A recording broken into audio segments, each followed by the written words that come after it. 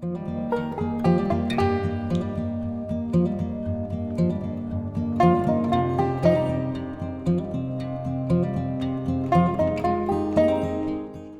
are told that Thomas was rather shy and humble.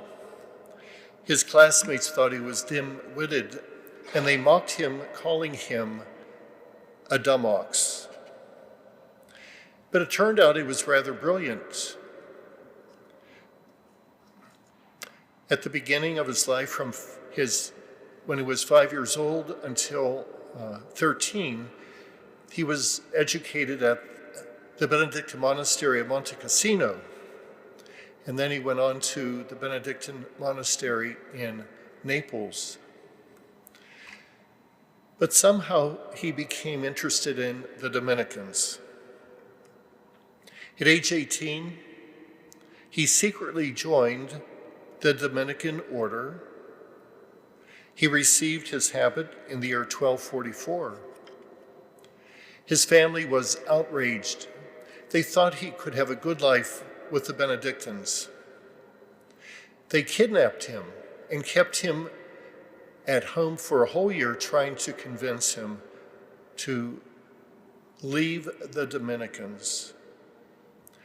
But he persevered in his vocation and continued his education in Paris and Cologne under the tutelage of St. Albert the Great. So during one class, St. Albert the Great remarked,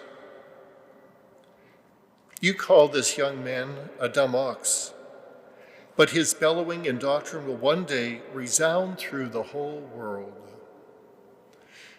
Thomas was filled with the Holy Spirit. He was filled with the gift of wisdom. He wrote many works of theology, trying to delve into the mystery of God. His greatest work, the Summa Theologica, is incomplete. 2 years before his death, he had an experience. He heard a voice say, "Thomas, what do you ask of me?" And he replied, "Nothing but yourself, Lord." He was kneeling before a crucifix. At that point, he stopped writing. His companions urged him to continue writing, but he said, "All that I have written is straw." So St. Thomas brings us to a horizon of understanding with our finite human minds, a little bit about God's mystery, his mercy, his plan of salvation. But he pointed out that we know only a tiny fraction of the reality. Across the street from the Carnegie Library at the Frick Art Building in Shenley Park, there is wonderful art that is copied from Europe in a cloister. It's a beautiful place to visit. And one of the copies shows, it's from a Dominican friary. It shows the crucifixion and Thomas Aquinas kneeling at the bottom of that cross, hugging the cross. So it's very beautiful and moving to see how the artist expresses this experience of St. Thomas Aquinas.